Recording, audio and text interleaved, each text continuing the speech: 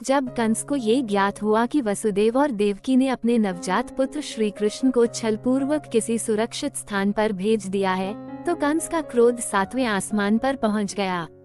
उसने अपनी सेना और दूतों को चारों दिशाओं में यह आदेश देकर भेज दिया कि उस विशेष समय के आसपास जन्मे सभी नवजात शिशुओं का वध कर दिया जाए। कंस के अनुचरों को शीघ्र ही ज्ञात हो गया कि श्री कृष्ण को यमुना नदी के पार गोकुल में नंद बाबा के घर छोड़ा गया है। गोकुल में श्री कृष्ण का बाल्यकाल आनंदमय और चमत्कारी घटनाओं से भरा हुआ था। एक दिन जब कंस ने अपनी सबसे भयानक राक्षसी पूतना को श्री कृष्ण का वध करने के लिए भेजा, तो पूरे गोकुल में भय और आतंक का माहौल छा गया।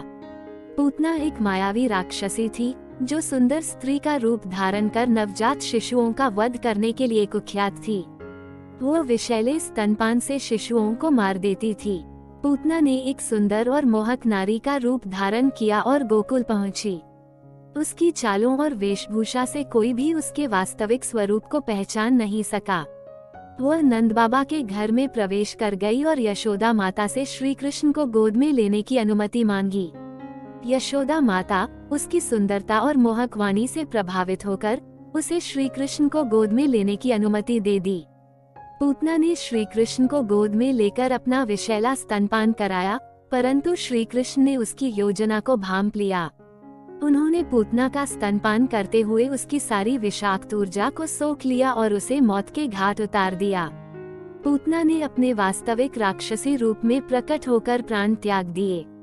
उसकी विशालकाय मृतदेह देखकर गोकुलवासी भयभीत हो गए, परंतु शीघ्र ही उन्हें ज्ञात हो गया कि उनके प्रिय नंदलाल ने उन्हें एक बड़ी विपत्ति से बचा लिया है। पूतना के वध के बाद नंदगांव में कंस का आतंक और भी बढ़ गया। नंद बाबा ने अपने परिवार और गोकुलवासियों की सुरक्षा के लिए वहां से पलायन करने का निर्णय लिया। इसके पीछे कई अन्य कारण भी हो सकते थे, परंतु प्रमुख कारण कंस का अत्याचार और उसके अनुचरों का लगातार गोकुल पर आक्रमण था। इस प्रकार श्री कृष्ण ने अपने बाल्यकाल में ही अपने अद्भुत साहस और चमत्कारी शक्तियों का परिचय देते हुए पूतना जैसे कई राक्षसों का वध किया और कंस के हर कुप्रयास को विफल किया। श्री कृष्ण की लीलाओं ने न केवल गोकुलवासियों के हृदय में अपने प्रति अटूट श्रद्धा और भक्ति स्थापित की, बल्कि समस्त ब्रजमंडल में उनके दिव्यता का प्रचार भी किया।